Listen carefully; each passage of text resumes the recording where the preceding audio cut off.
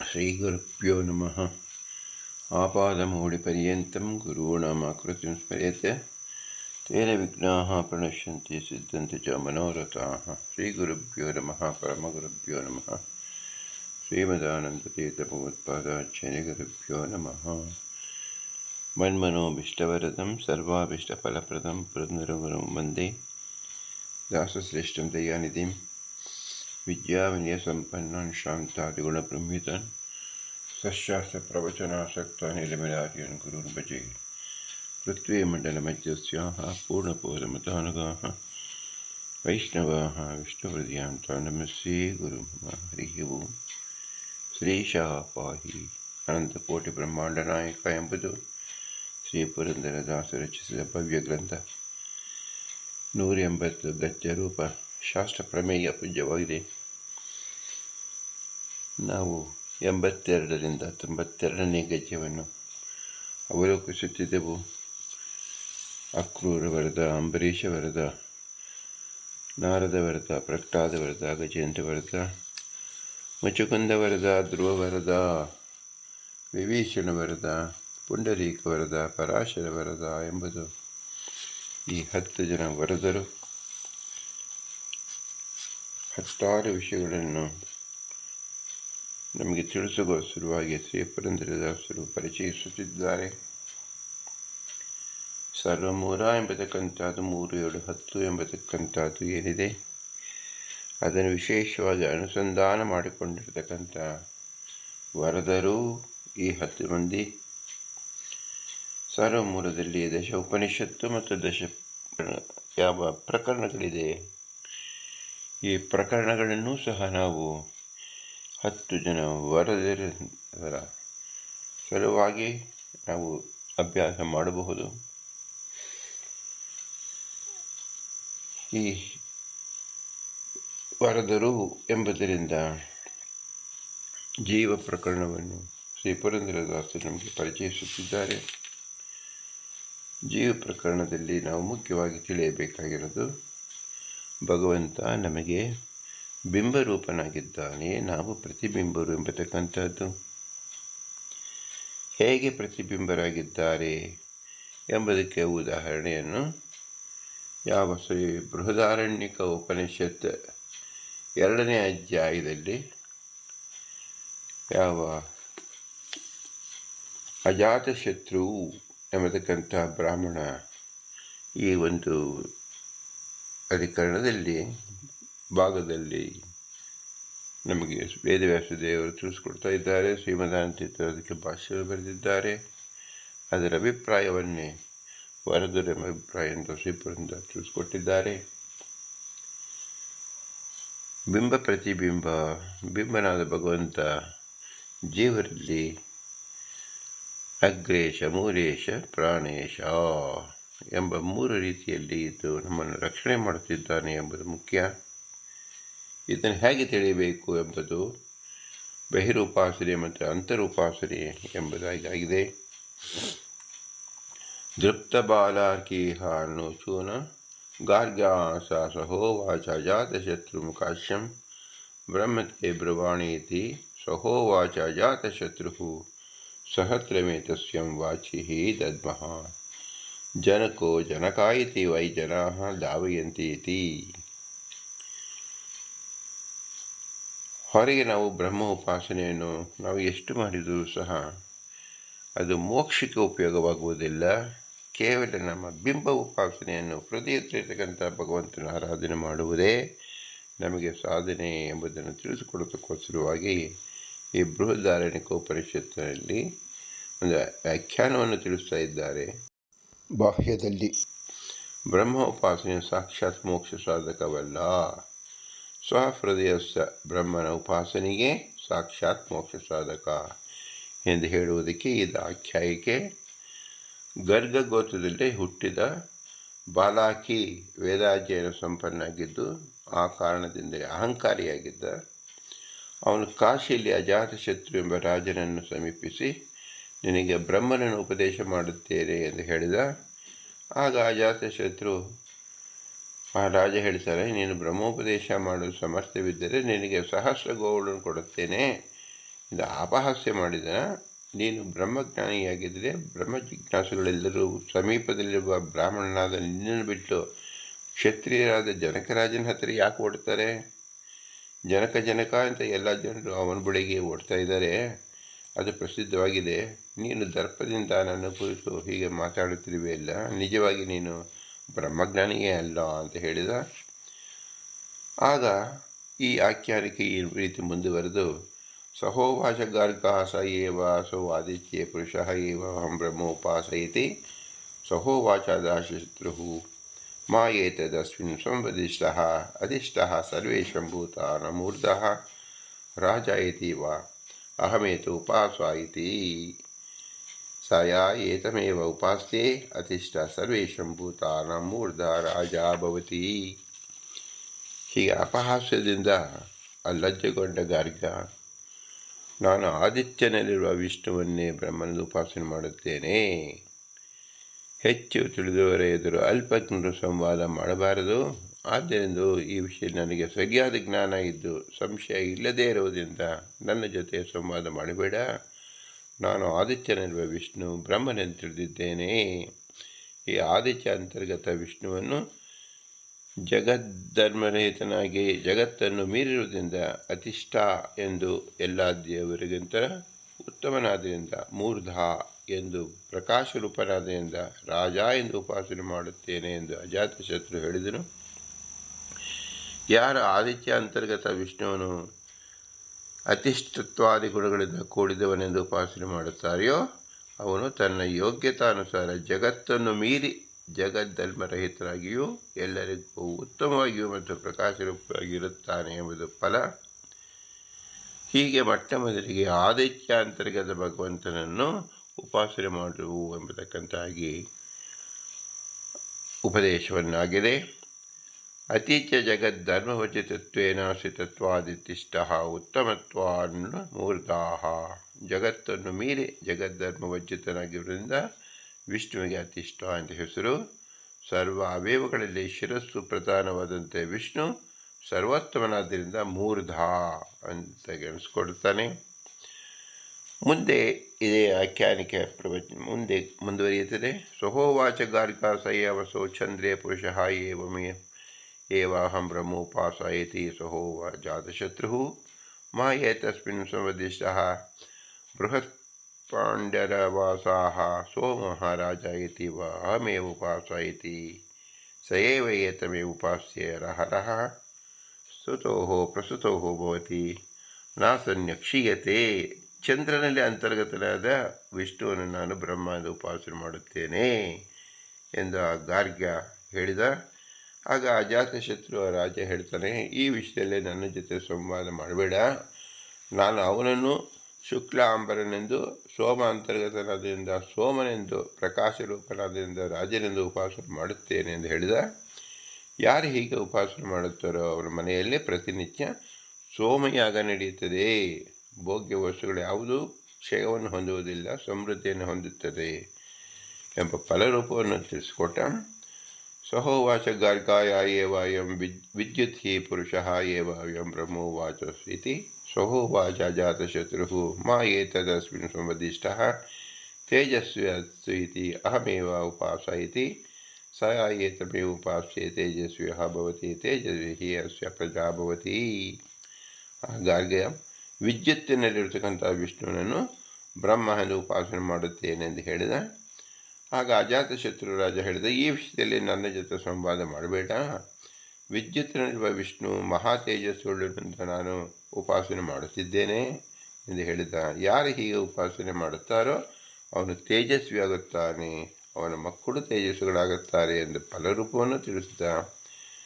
ಮುಂದೆ ಸಹೋವಾಚ ಗಾರ್ಗಃ ಸ ಏವ ಆಕಾಶೇ ಪುರುಷಃ ಏವಮಹಂ ಬ್ರಹ್ಮೋಪಾಸಯತಿ ಸಹೋವಾಚ ಜಾತಶತ್ರುಃ ಮಾ ಏತಸ್ಮಿನ್ ಸಂವದಿಷ್ಟಃ ಪೂರ್ಣಂ ಪ್ರವರ್ತತಿ ಇತಿ ವಾ ಆಹ ಏತಮೇ ಉಪಾಸಯತಿ ಸ ಏತಮೇವ ಉಪಾಸೆ ಪೂರಯಿತ ಪ್ರಜೆಯ ಪಶುಭಿಃ ನ ಅಸ್ಮದ್ಲೋಕಾತ್ ಪ್ರಜಾ ಉದ್ವತ್ತತೆ. ಆಗ ಗಾರ್ಗ ಆಕಾಶದಲ್ಲಿರುವ ವಿಷ್ಣುವನ್ನು ನಾನು ಬ್ರಹ್ಮನ ಉಪಾಸನೆ ಮಾಡುತ್ತೇನೆ ಅಂತ ಹೇಳಿದ. ಆಗ ಅಜಾತಶತ್ರು ಈ ವಿಷಯದಲ್ಲಿ ನನ್ನ ಜೊತೆ ಸಂವಾದ ಮಾಡಬೇಡ.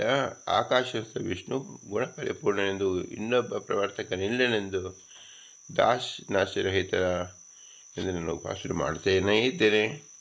ಯಾರಿಗೆ ಉಪಾಸನೆ ಮಾಡುತ್ತಾರೋ ಅವರಿಗೆ ಈ ಲೋಕದಲ್ಲಿ ಸಂತತಿಯಿಂದಲೂ ಪಶುಗಳಿಂದಲೂ ಸಮೃದ್ಧನಾಗುತ್ತಾರೆ. ಅವನ ಸಂತತಿಯು ನಾಶ ಹೊಂದುವುದಿಲ್ಲ ಎಂಬುದು ಸಹ ಫಲರೂಪ ಅಂತ ಹೇಳಿದ. ಸಹೋವಾಚ ಗಾರ್ಗಾಯ ಏವಂ ವಾಯುಪುರುಷ ಏವಮೇವ ಬ್ರಹ್ಮೋಪಾಸಯತಿ ಸಹೋ ಅಜಾತಶತ್ರು ಮಾಯೇತಸ್ಮಿನ್ ಸಂವದಿಷ್ಟ ಇಂದ್ರೋ ವೈಕುಂಠ ಪರಾಜಿತ ಸೇನಾಯತಿ ವಾ ಅಹಮೇವ ಉಪಾಸಯತಿ ಸಾಯ ಏವ ಮೇವ ಉಪಾಸ್ತೆ ಜಿಷ್ಣು ಪರಾಜಿಷ್ಣು ಭವತಿ ಅನ್ಯತಸ್ಯ ಜಾಯಿ. ಆಗ ಗಾರ್ಗ ವಾಯು ಅಂತರ್ಗತ ವಿಷ್ಣು ನಾನು ಬ್ರಹ್ಮನನ್ನು ಉಪಾಸನೆ ಮಾಡುತ್ತೇನೆ ಎಂದು ಹೇಳಿದ. ಆಗ ಅಜಾತಶತ್ರು ಹೇಳ್ತಾನೆ, ಈ ವಿಷಯದಲ್ಲಿ ನನ್ನ ಜೊತೆ ಸಂವಾದ ಮಾಡಬೇಡ. ವಾಯು ಅಂತರ್ಗತನಾದ ವಿಷ್ಣು ಪರಮೈಶ್ವರ್ಯಯುಕ್ತನಾಗಿದ್ದಾನೆ, ಪರಾಭವ ರಹಿತನಾಗಿದ್ದಾನೆ, ಶತ್ರುಗಳಿಗೆ ಸೋಲದ ಬಹುರೂಪವುಳ್ಳವನಾಗಿದ್ದಾನೆ, ಸ್ವಯಂ ಅಪರಾಜಿತ ಸೇನಾ ರೂಪ ಎಂದು ನಾನು ಉಪಾಸನೆ ಮಾಡುತ್ತೇನೆ ಎಂದು ಹೇಳಿದ. ಯಾರು ಹೀಗೆ ಉಪಾಸನೆ ಮಾಡುತ್ತಾರೋ ಅವರು ಉತ್ತಮನೆಂದು ಪರಾಭವ ರಹಿತ ಸ್ವಭಾವವುಳ್ಳವರು, ಇನ್ನೊಬ್ಬರನ್ನು ಜಯಿಸುವನಾಗುತ್ತಾನೆ ಎಂದು ಫಲರೂಪವನ್ನು ಹೇಳಿದ. ಸ್ವಯಮೇವ ಅಪರಾಜಿತ ಬಹುರೂಪತ್ವಾತ್ ಅಪರಾಜಿತ ಸೇನಾ ಭಗವಾನ್ ಜಿಷ್ಣು ಉತ್ತಮ ಅನ್ಯೇಷಂ ಜಯಿತ ಅನ್ಯತ ಸ್ವಜಾಯಿತೆ. ತಾನೇ ಪರಾಜಯವಿಲ್ಲದ ಬಹುರೂಪವುಳ್ಳನಾದ್ದರಿಂದ ಭಗವಂತ ಅಪರಾಜಿತ ಸೇನಾ ಎಂದು ಕರೆಯಲ್ಪಡುತ್ತಾನೆ. ಜಿಷ್ಣು ಎಂದರೆ ಉತ್ತಮ ಎಂದರ್ಥ. ಅನ್ಯತ ಸ್ವಜಾಯಿ ಎಂದರೆ ಇನ್ನೊಬ್ಬರನ್ನು ಜಯಿಸುವನು ಎಂದರ್ಥ. ಮುಂದುವರೆದ ಇವರ ಸಂವಾದ.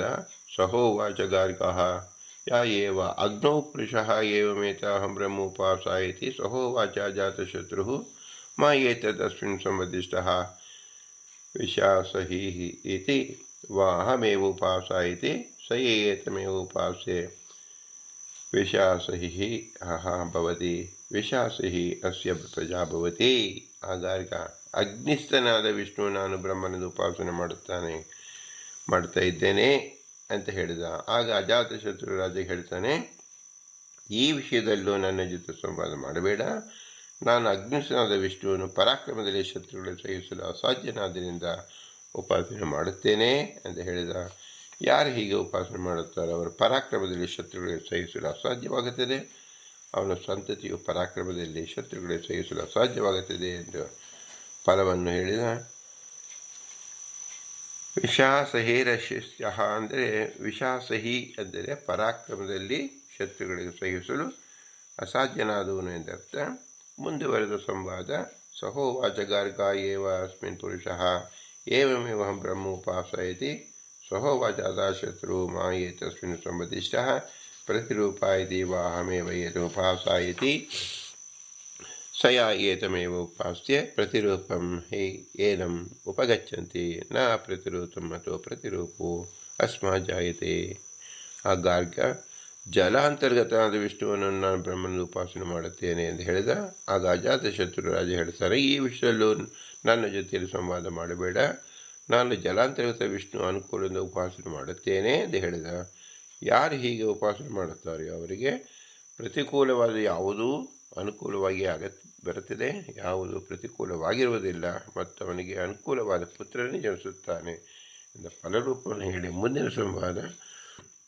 ಸಹೋವಾಚ ಗಾರ್ಗಃ ಯಾ ಏವ ಆದೇಶ ಪುರುಷಃ ಏವಮೇತಹಂ ಬ್ರಹ್ಮೋಪಾಸಯತಿ ಸಹೋವಾಚ ಅಜಾತಶತ್ರು ಮಾ ಏತಸ್ಮಿನ್ ಸಂವದಿಷ್ಟಃ ರೋಚಿಷ್ಠುಃ ಇತಿ ವಾ ಅಹಮೇವ ಉಪಾಸಯತಿ ಸ ಏವಮೇವ ಉಪಾಸ್ಯ ರೋಚಿಷ್ಠುಃ ಭವತಿ ರೋಚಿಷ್ಠುಃ ಸ ಪ್ರಜಾ ಭವತಿ ಅಥೋ ಯಃ ಸನ್ನಿಗಚ್ಚತಿ ಸರ್ವಾಸ್ಮಾನ್ ಜ್ಞಾತಿ ರೋಚತಿ.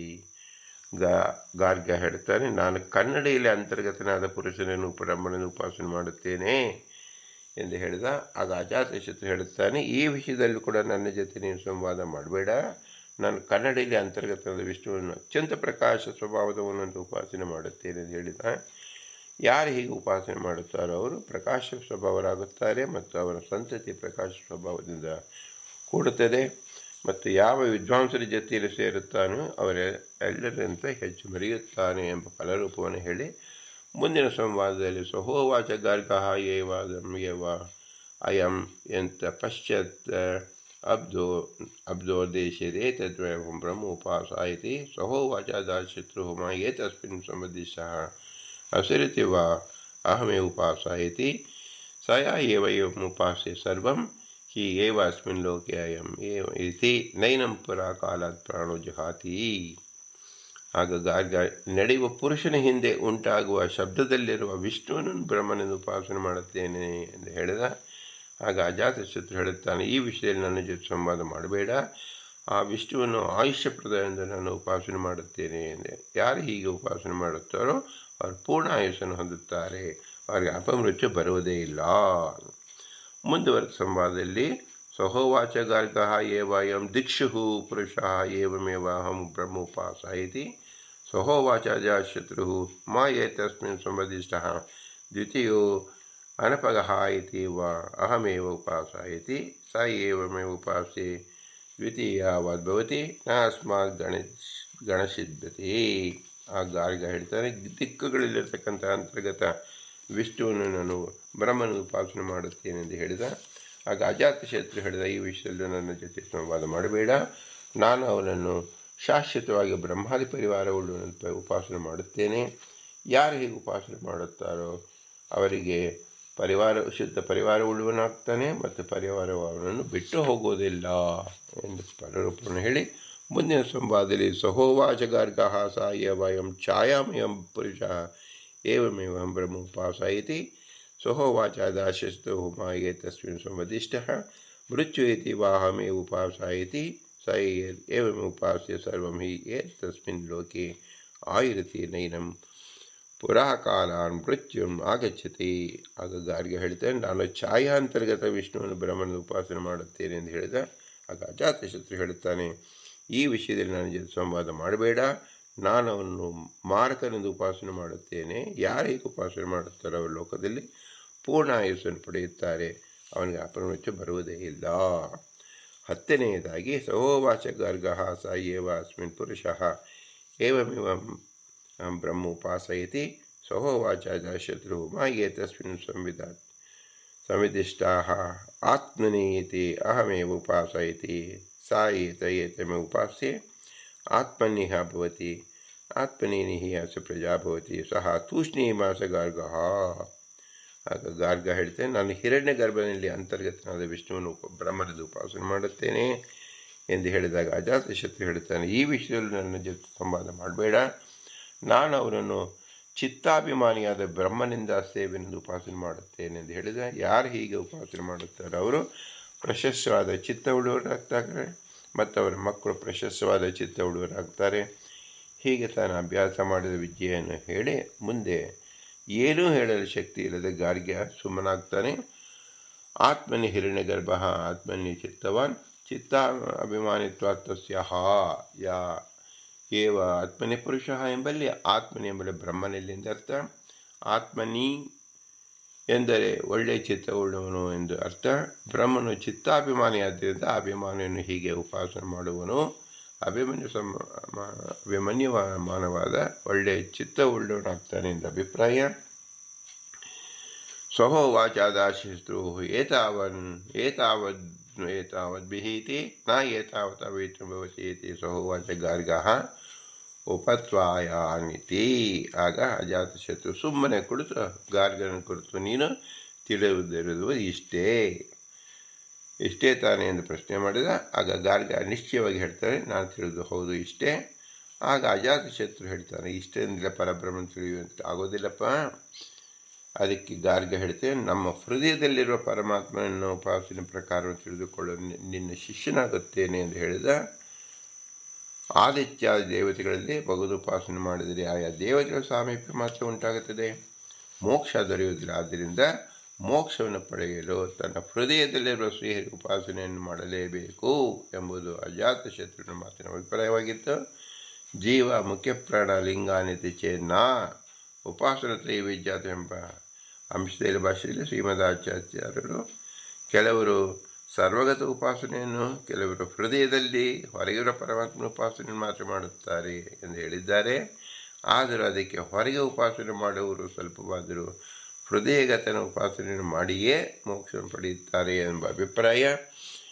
ಸ್ವಹೃದಿ ಸ್ಥಿತಂ ಸ್ವನಿಯಾಮಕಂ ಭಗವದ್ರೂಪಮುಪಾಸ್ಯೈವ ಮೋಕ್ಷಃ ಭವತಿ ದೇವತಾಸು ಭಗವಂತೋಪಾಸ್ಯ ತತ್ತದ್ದೇವ ಸಮೀಪಂ ಪ್ರಾಪ್ಯಂ ಪುನಃ ಸ್ವಹೃದಯ ಸೋಪಾಸ್ಯೈವ ಮೋಕ್ಷೋ ಭವತಿ ಇತ್ಯತೋ ನ ಏತಾವತವೇತಂ ಭವತಿ ಇತ್ಯುಕ್ತಂ.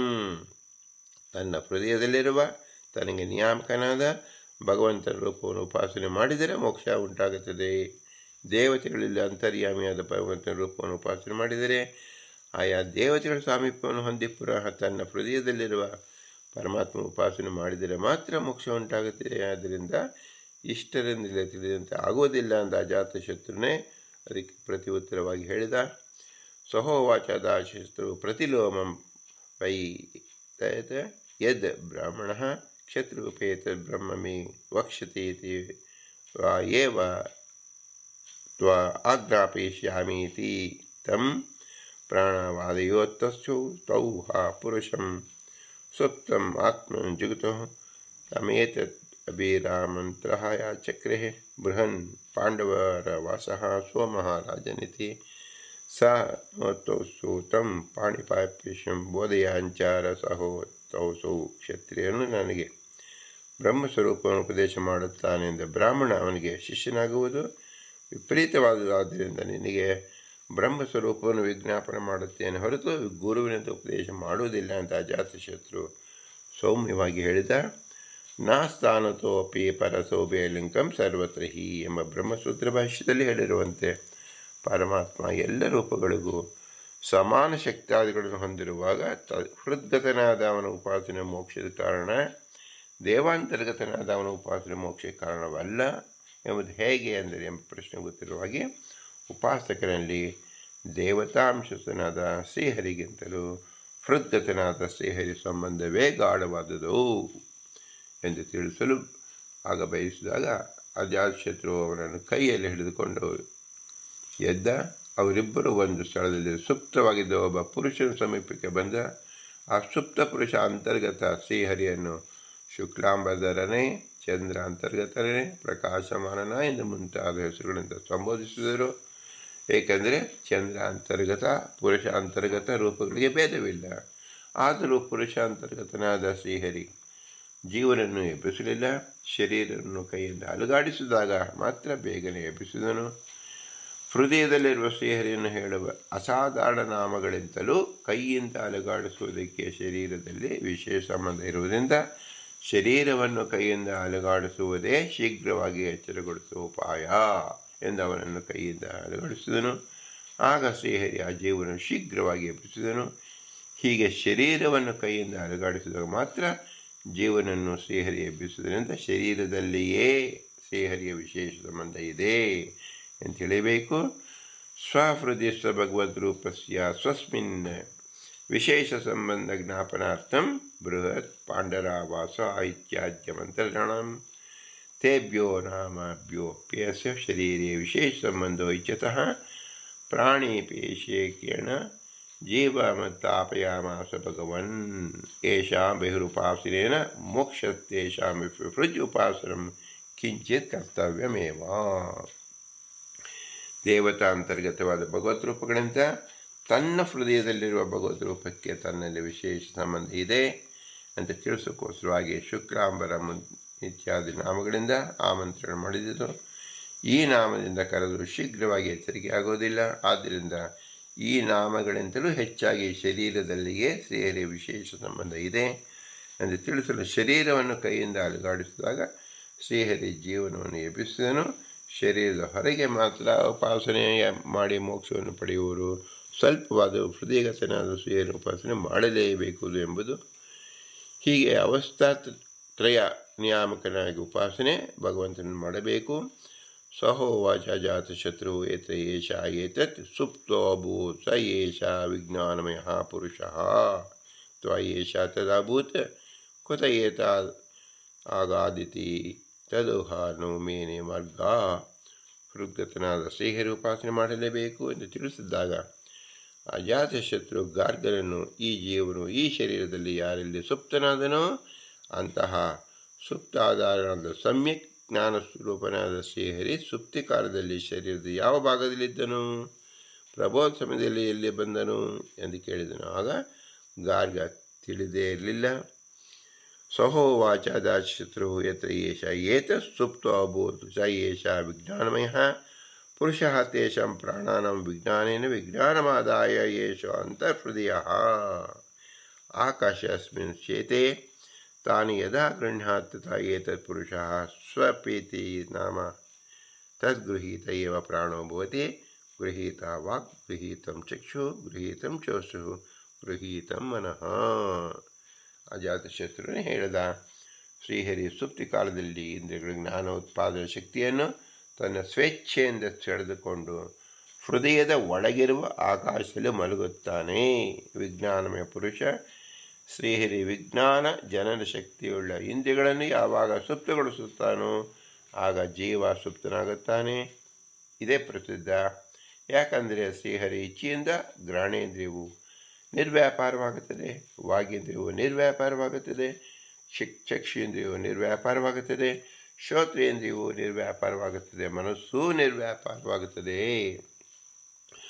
ಸ್ವಹೃದಯಸ್ಥೇನ ಭಗವದ್ರೂಪೇಣ ವಿಶೇಷ ಸಂಬಂಧ ದರ್ಶನಾರ್ಥಮೇವ ಯತ್ರ ಏಷ ಏತತ್ ಸುಪ್ತೋಭೂತ್ ಇತ್ಯಾದಿ ಪ್ರಶ್ನ ಪ್ರತಿವಚನಂ ಸಮಸ್ತಂ.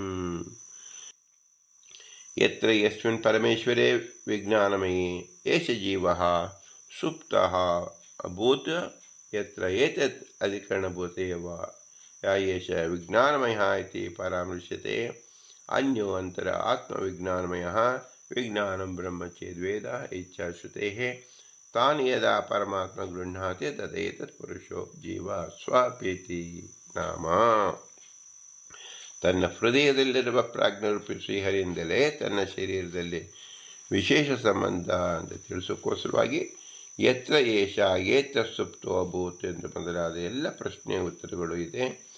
ಶರೀರವನ್ನು ಕೈಯಿಂದ ಅಲಗಾಡಿಸಿದಾಗ ಬೇಗನೆ ಜೀವನಿಗೆ ಎಚ್ಚರವಾಗುವುದೆಂದು ಹೇಳಿದ್ರಿಂದಲೇ ಹೃದಯಾಂತರ್ಗತನಿಗೆ ಶರೀರದಲ್ಲಿ ವಿಶೇಷ ಸಂಬಂಧ ಸಿದ್ಧವಾಗಿದೆ. ಆದರೂ ಸುಪ್ತಿ ಕಾಲದಲ್ಲಿ ಹೃದಯದಲ್ಲಿ ಭಗವಂತನಿದ್ದಾನೆ, ಅಲ್ಲಿಂದಲೇ ಎಚ್ಚರದಲ್ಲಿ ಆತ ಹಿಂತಿರುಗಿ ಬರುತ್ತಾನೆ ಅಂತ ಹೇಳುವುದರಿಂದ ಈ ವಿಶೇಷ ಸಂಬಂಧ ಹೆಚ್ಚು ಸ್ಪಷ್ಟವಾಗುತ್ತದೆ. ಯಥೇಶ ಏಷ ಸುಪ್ತೋ ಅಭೂತ್ ಎಂಬಲ್ಲಿ ಎತ್ರ ಎಂದರೆ ಯಾವ ವಿಜ್ಞಾನಮಯನಾದ ಪರಮಾತ್ಮನಲ್ಲಿ, ಅಂದರೆ ಹೃದಯಗತನಾದ ಪ್ರಾಜ್ಞರೂಪಿ ಶ್ರೀಹರಿ ವಶನಾಗಿ ಅವನನ್ನು ಆಲಂಕಿಸಿಕೊಂಡು ಈ ಜೀವ ಸುಷುಪ್ತಿಯನ್ನು ಹೊಂದುತ್ತಾನೆಯೋ ಎಂದರ್ಥ. ಯತ್ರ ಎಂಬ ಶಬ್ದದಿಂದ ಸುಪ್ತ ಜೀವನಿಗೆ ಆಧಾರನಾದ ಯಾವ ಶ್ರೀಹರಿಯನ್ನು ಹೇಳಿದ್ದಾರೆಯೋ ಅವನನ್ನೇ ಏಷ ವಿಜ್ಞಾನಮಯ ಎಂದು ವಿಜ್ಞಾನಮಯ ಶಬ್ದದಿಂದ ಇಟ್ಟುಕೊಳ್ಳಬೇಕು. ವಿಜ್ಞಾನಮಯ ಶಬ್ದ ಶ್ರೀಹರಿ ಹೇಳುತ್ತದೆ ಎಂಬ ವಿಷಯದಲ್ಲಿ ಮನೋಮಯ ಕೋಶ ಅಂತರ್ಗತ ಸಂಕರ್ಷಣನೊಳಗೆ ಅವನಿಗೆ ಇನ್ನೊಂದು ರೂಪವಾದ ಮನೋಮಯ ಕೋಶದಲ್ಲಿದ್ದು ವಿಜ್ಞಾನಮಯ ಎಂದು ಕರೆಯಲ್ಪಡುವ ಪರಮಾತ್ಮನ ವಾಯುದೇವ ರೂಪವಿದೆ. ವಿಜ್ಞಾನವನ್ನು ಅಂದರೆ ವಿಜ್ಞಾನಮಯವನ್ನು ಪರಬ್ರಹ್ಮ ಎಂದು ತಿಳಿದರೆ ಇತ್ಯಾದಿ ತೈತರಿಯ ಉಪನಿಷತ್ ಪ್ರಮಾಣ ವಚನಗಳು ಪ್ರಮಾಣವಾಗಿದೆ. ಎಲ್ಲ ಇಂದ್ರಿಯಗಳನ್ನು ವಿಜ್ಞಾನಮಯನಾದ ಪರಮಾತ್ಮನು ಸ್ತಬ್ಧಗೊಳಿಸಿದಾಗ ಜೀವನು ಸುಪ್ತನಾಗುತ್ತಾನೆ. ಯಾ ಏತತ್ ಸ್ವಪ್ನಯ ಚರತಿ ತೇಹಿ ಅಸ್ಯ ಲೋಕಾಃ ತತ್ ಉತೇತ ಮಹಾರಾಜೋ ಭವತಿ ಉತೈವ ಮಹಾಬ್ರಾಹ್ಮಣಃ ಉತೇವ ಉಚ್ಚಾಶ್ವ ನಿಗಚ್ಚತಿ ಸ ಯಥಾ ಮಹಾರಾಜೋ ಜಾನಪದನ್ ಗೃಹೀತ್ವಾ ಸ್ವೇ ಜನಪದೇ ಯಥಾ ಕಾಮಂ ಪರಿವರ್ತತೆ ಏತಮೇವ ಏತತ್ ಪ್ರಾಣ ಗೃಹೀತ್ವಾ ಸ್ವೇ ಶರೀರೆ ಯಥಾ ಕಾಮಂ ಪರಿವರ್ತತೆ. ಹೃದಯಸ್ಥನಾದ ಶ್ರೀಹರಿ ಸ್ವಪ್ನಾವಸ ಪ್ರೇರಕನಾದ್ದರಿಂದ ಶರೀರದಲ್ಲಿ ಅವನ ವಿಶೇಷ ಸಂಬಂಧ ಇದೆ. ಜೀವರ ಶರೀರ ನಾಡಿಗಳು ಶ್ರೀಹರಿಯ ಆವಾಸ ಸ್ಥಾನಗಳು. ಆದ್ದರಿಂದ ಶ್ರೀಹರಿ ಶರೀರದಲ್ಲಿ ಸ್ವಪ್ನ ನಾಡಿಯಲ್ಲಿ ಸಂಚರಿಸುತ್ತಾ ಜೀವನನ್ನು ಅದರಲ್ಲಿ ಸಂಚರಿಸುವಂತೆ ಮಾಡುತ್ತಾನೆ.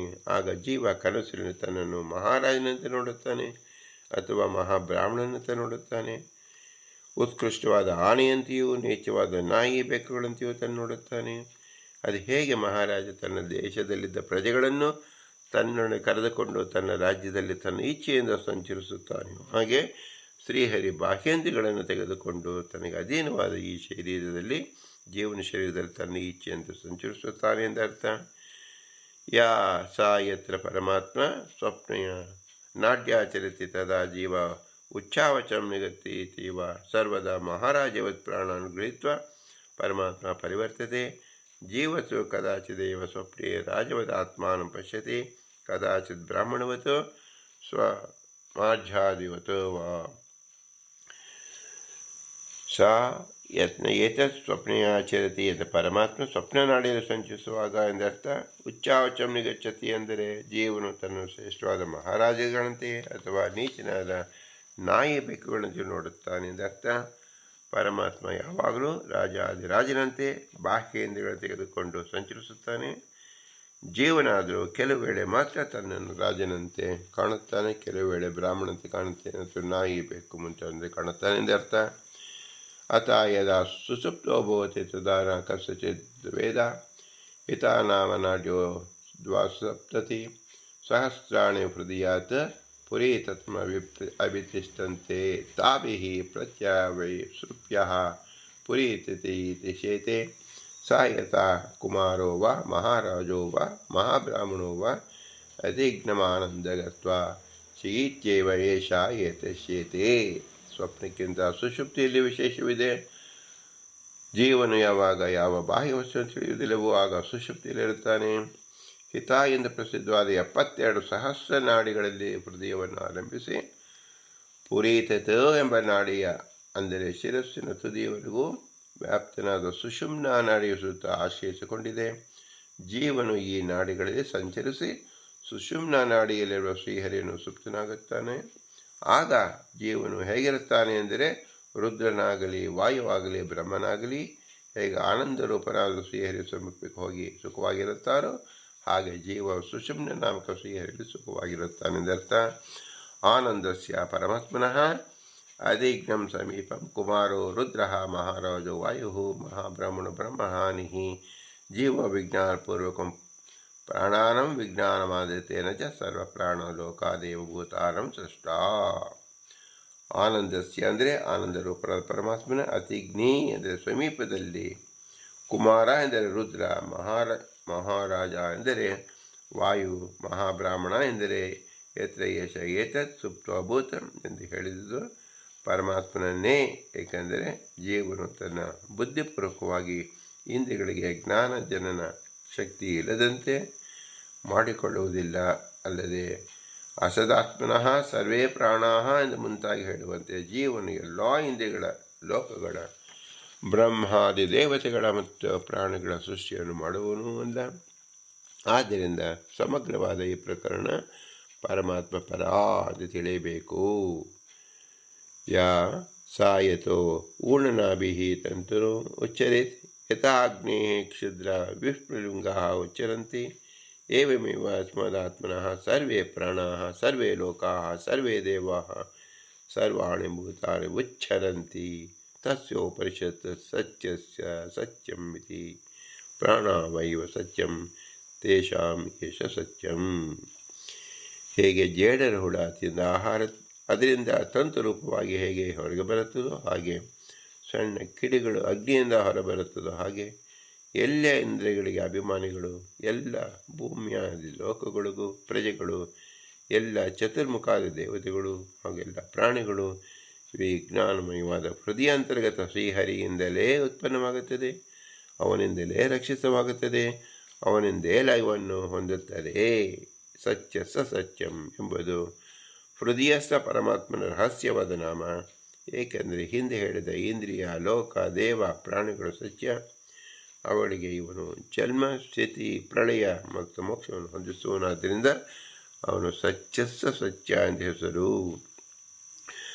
ಆದಿತ್ಯ ಚಂದ್ರ ವಿದ್ಯುತ್ ಭೂತೇಶ್ವರಶ್ಯೇವ ಚ ಗಚ್ಚತ್ ಪಾಶ್ಚಾತ್ಯ ಶಬ್ದೇ ಚ ದಿಕ್ಷು ಛಾಯಾಗತಂ ತಥಾ ಹಿರಣ್ಯಗರ್ಭ ಸಂಸ್ಥಂ ಚ ಸದೋಪಾಸ ಹರಿಂ ಪರಂ ತದ್ದೇವಾತಶ್ಚಿತಾಮೇತತ್ ಹಿ ಹೃದ್ಯೋಪಾಸ್ಯ ಹರಿಂ ಪುನಃ ಮುಕ್ತಿಮೇತಿ ಮತೋ ಯೋ ಬಾಹ್ಯಾನ್ ಮುಕ್ತಿಮಿಷ್ಯತಿ ಸೋಮೇಪಿತು ಹೃದಯ ಕಿಂಚಿತ್ ಉಪಾಸ್ಯೇವ ವಿಷ್ಣುಂ ಮುಕ್ತಿಂ ಅನುವ್ರಜೇತ್ ಯಾನಿ ಸೂರ್ಯಾದಿನಾಮಾನಿ ವಿಷ್ಣೋ ತಾನಿ ಸಂಶಯಃ ತದುಕ್ತಾನೇವ ಸೂರ್ಯಾದೇಃ ಕೃಷ್ಣಸುಪಚಾರತಃ ವಿಶೇಷೇಣ ತು ಸಂಬಂಧೋ ಯತಃ ಸೃಷ್ಟಾತ್ ಸಂಸ್ಥಿತೆ ಜೀವಸ್ಯಾತೋ ನ ಸೋಮಾದಿನಾಮ್ನ ಆಹುತೋ ಹರಿಃ ಪರಃ.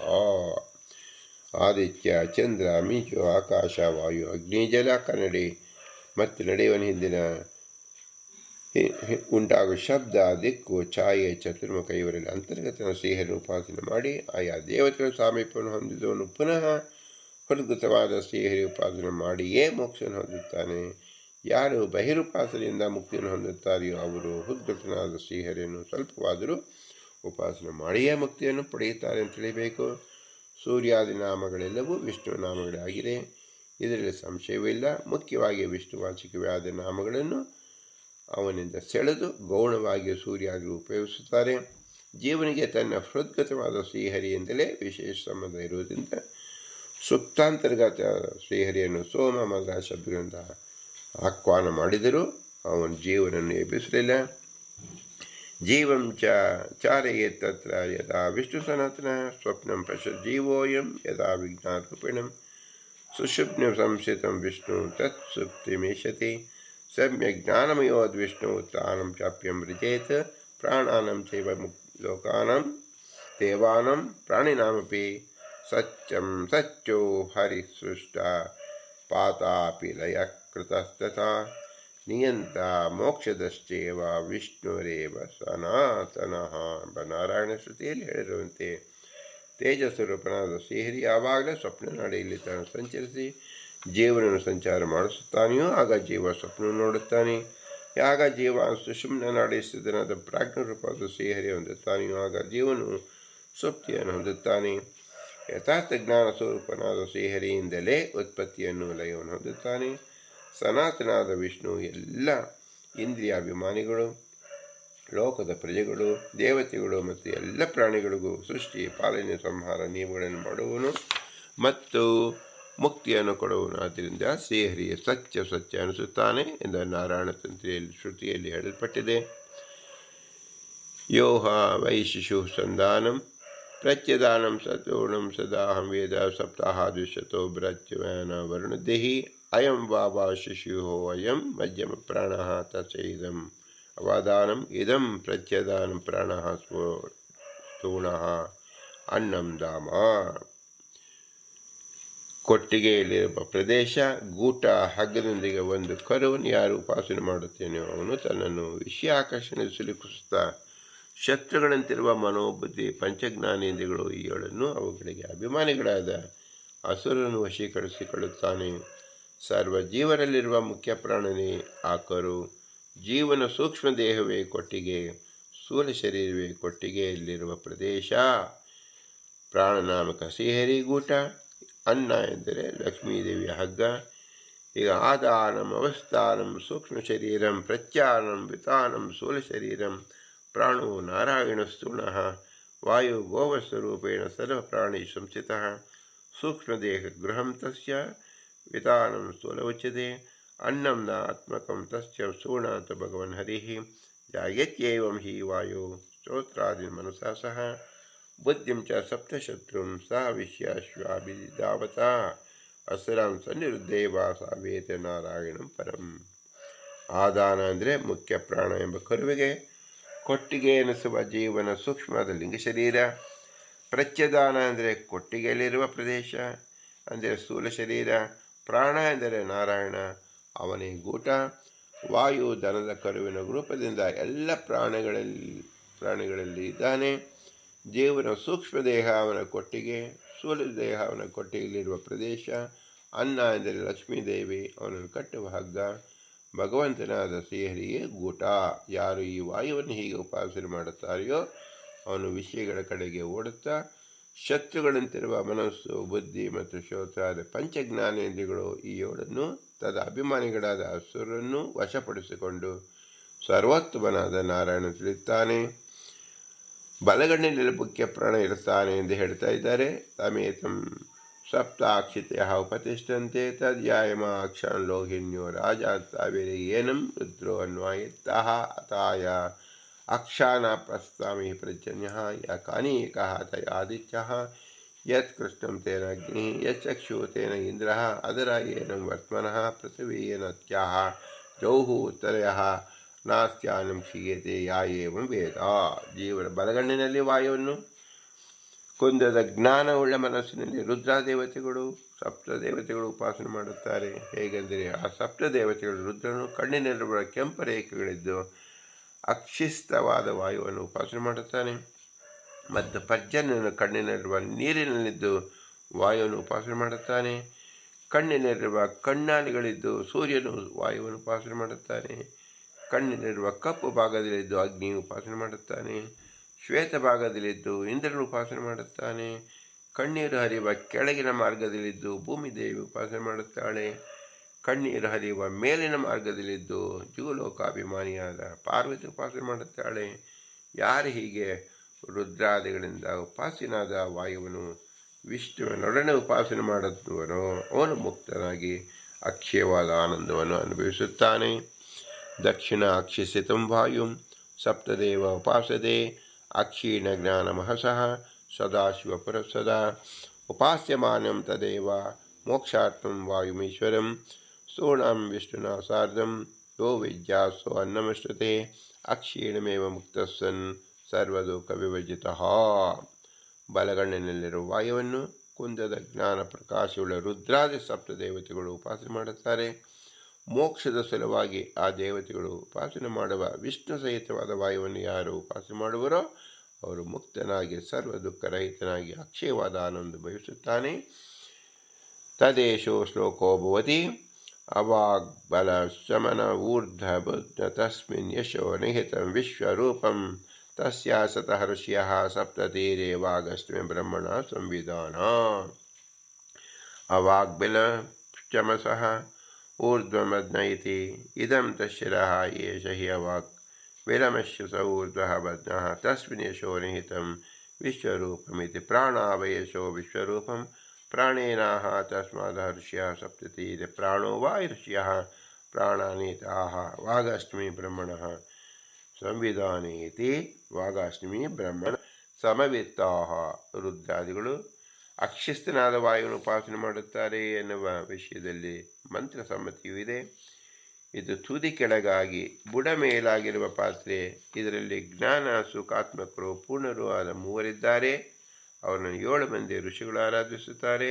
8ನೇಳು ಭಾರತೀ ದೇವಿ, ಅವಳನ್ನು ವಾಯು ಚೆನ್ನಾಗಿ ತಿಳಿಯುತ್ತಾನೆ.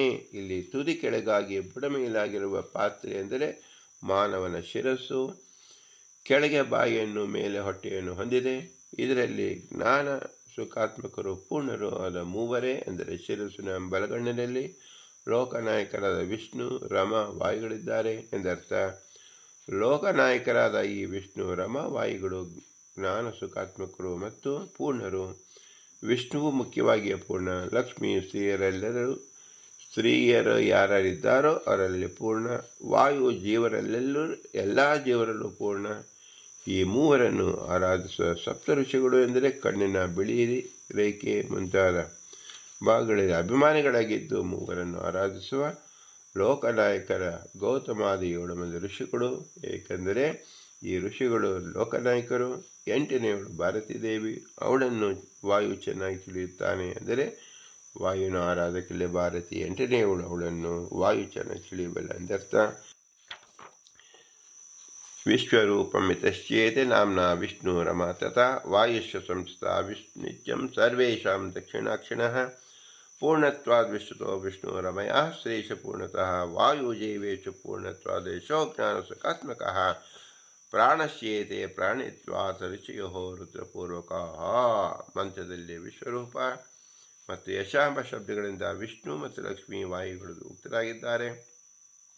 ಇವರು ಯಾವಾಗಲೂ ಎಲ್ಲ ಪ್ರಾಣಿಗಳ ಬಲಗಣ್ಣಿನಲ್ಲಿರ್ತಾರೆ. ಸರ್ವಗುಣಪೂರ್ಣನಾದ್ದರಿಂದ ವಿಷ್ಣುವಿಗೂ ಸ್ತ್ರೀಯರಲ್ಲಿ ಅಂದರೆ ಪರತಂತ್ರ ಚೇತನರಲ್ಲಿ ಪೂರ್ಣನಾದ್ದರಿಂದ ಲಕ್ಷ್ಮಿಗೂ ಜೀವರಲ್ಲಿ ಪೂರ್ಣನಾದ್ದರಿಂದ ವಾಯುವಿಗೂ ಪೂರ್ಣ ಎಂದು ವ್ಯವಹಾರ. ಜ್ಞಾನ ಸುಖಪೂರ್ಣರಾದ್ದರಿಂದ ಇವರಿಗೆ ಶಹ ಎಂದು ಸರ್ವಜೀವ ಪ್ರೇರಕರಾದ್ದರಿಂದ ಪ್ರಾಣರು ಎಂದು ಮಂತ್ರ ಹೇಳಿದೆ. ಸಪ್ತ ಋಷಿಗಳು ಎಂದು ಹೇಳಲ್ಪಡುವರು ರುದ್ರಾದಿಗಳೇ. ಇವರು ಜೀವರಿಗೆ ಪ್ರೇರಕರಾದ್ದರಿಂದ ಪ್ರಾಣರು ನೆನೆಸುತ್ತಾರೆ. ಮಂತ್ರದಲ್ಲಿ ಋಷಿಗಳನ್ನು ಪ್ರಾಣರು ಎಂದು ಕರೆದ್ರಿಂದ ಪ್ರಸಿದ್ಧರಾದ ಋಷಿಗಳು ತೆಗೆದುಕೊಳ್ಳದೆ ಜಗತ್ತಿಗೆ ಪ್ರೇರಕರಾದ ಇಂದ್ರಾದಿಗಳನ್ನು ತೆಗೆದುಕೊಳ್ಳಬೇಕು.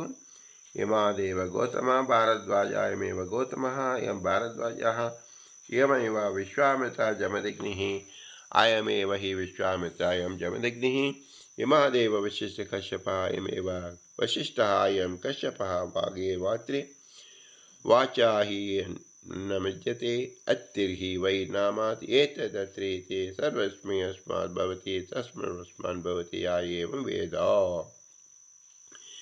ಗೌತಮಾದ ಋಷಿಗಳು ಅಂದರೆ ಪ್ರಸಿದ್ಧವಾದ ಋಷಿಗಳಲ್ಲಿ ರುದ್ರನೇ ಹೆಚ್ಚು ಜ್ಞಾನ ಇದರಿಂದ ಗೌತಮನೆಂದು ಹೆಸರು.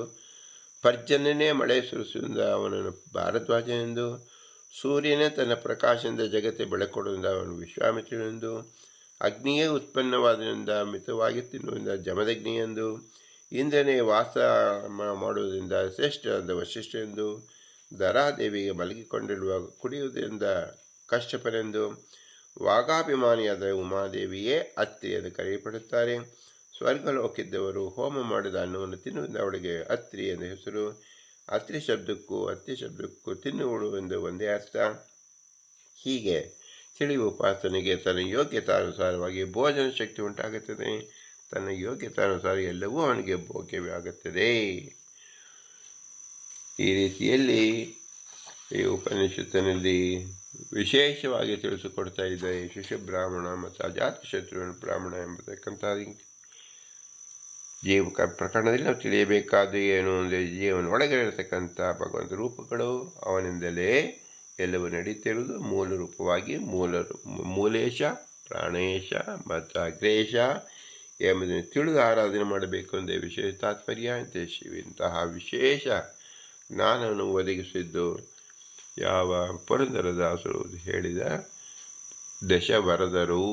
ವರದರಿಂದ ನಾವು ತಿಳಿಯಬೇಕಾದ ವಿಷಯಗಳನ್ನು ಭಗವಂತ ಒಳಗಡೆ ಇದಕ್ಕೆ ನಡೆಸುತ್ತಾ ಇದ್ದಾನೆ ಎಂಬ ಪ್ರಜ್ಞೆಯನ್ನು ಹೊಂದಿದವರು ವರದರು. ಕೇವಲ ಹೆಸರಿನಿಂದ ಅವರು ವರದರಾಗಲಿಲ್ಲ, ಅವರು ಅನುಸಂಧಾನದಿಂದ ಉಪನಿಷತ್ತು ಹೇಳಿರ್ತಕ್ಕಂಥ ಉಪನಿಷತ್ತಲ್ಲಿ ಹೇಳಿರ್ತಕ್ಕಂಥ ಅನುಸಂಧಾನವನ್ನು ಇಟ್ಟುಕೊಂಡವರು ಎಂದರ್ಥ.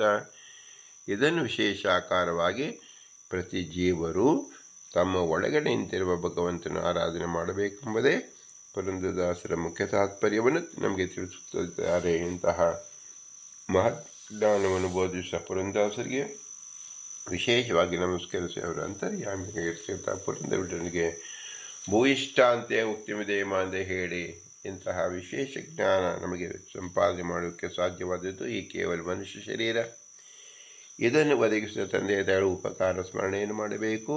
ತಂದೆಯ ತಾಯಿಗೆ ಗುರು ಹಿರಿಯರ ಉಪಕಾರ ಸ್ಮರಣೆ ಮಾಡಬೇಕು. ಮತ್ತು ತತ್ವಾಭಿಮಾನಿ ದೈವತೆಗಳು ಈ ಮಂತ್ರದಲ್ಲಿ ತಿಳಿಸಿದಂತೆ ನಮ್ಮ ಮನಸ್ಸು, ಚಕ್ಷು, ಇಂದ್ರಿಯ ಸಕಲ ಇಂದ್ರಿಯಾಭಿಮಾನಿ ದೇವತೆಗಳು ನಮ್ಮಲ್ಲಿ ನಿಂತು ಕೆಲಸವನ್ನು ಮಾಡಿಸಿದ್ದಾರೆ. ಅವರಲ್ಲೇ ವಾಯುದೇವರು ಮುಖ್ಯವಾಗಿ ವಿಶ್ವನ ಆಜ್ಞಾರೂಪವಾಗಿ ಮಾಡಿಸಿದ್ದಾರೆ. ಆದರೆ ಇವರೆಲ್ಲರೂ ಅಸ್ವತಂತ್ರರು. ಸ್ವತಂತ್ರ ಭಗವಂತ ಲಕ್ಷ್ಮೀನಾರಾಯಣರು ಮಾತ್ರ. ಅವರೇ ನಮ್ಮ ಒಳಗಡೆ ನಿಂತು ನಡೆಸುವರು, ನಮ್ಮನ್ನು ನಡೆಸುವರು. ಅವರೇ ಮುಖ್ಯವಾಗಿ ನಾವು ತಿಳಿಯಬೇಕಾದುದು ಮೂಲೇಶ, ಅಗ್ರೇಶ, ಪ್ರಾಣೇಶ ಎಂಬುದನ್ನಾಗಿ. ಅವರಿಗೆ ನಾವು ಕೃತಜ್ಞತೆಯನ್ನು ಹೇಗೆ ಸಲ್ಲಿಸುವುದು? ಅವರೇ ನಮ್ಮ ಬಿಂಬರೂಪರಾಗಿದ್ದಾರೆ, ಬಿಂಬೋಪಾಸನೆಯಾಗಿದೆ. ಆದ್ದರಿಂದ ಬಿಂಬರೂಪ ಭಗವಂತನಿಗೆ ನಾವು ಕೃತಜ್ಞತೆ ಸಲ್ಲಿಸುವುದು. ಭೂಯಿಷ್ಠಾಂತೆ ನಮ್ಮ ಉಕ್ತಿಮಿದೇಮ, ಭೂಯಿಷ್ಠಾಂತೆ ನಮ್ಮ ಉಕ್ತಿಮಿದೇಮ, ಭೂಯಿಷ್ಠಾಂತೆ ನಮ್ಮ ಉಕ್ತಿಮಿದೇಮ ಎಂದು ನಮ್ಮವಾಗಿ ನಮಿಸೋಣ. ನಮ್ಮೊಳಗಿರ್ತಕ್ಕಂಥ ಭಗವಂತ ಬಿಂಬರೂಪನ ಪರಿಚಯ ಮಾಡಿಸಿದ ಭಗವಂತ ಬಿಂಬನ ಸ್ಮರಣೆ ಸದಾ ಇರುವಂತಾಗಲಿ ಎಂದು ಬೇಡಿಕೊಳ್ಳೋಣ. ಭಾರತೀಯರ ಮುಖ್ಯ ಪ್ರಾಣ ಅಂತ ಶ್ರೀಕೃಷ್ಣ ಅರ್ಪಣ. ಹರಿಗೆ ಓಂ, ಹರಿಗೆ ಓಂ, ಹರಿಗೆ ಓಂ.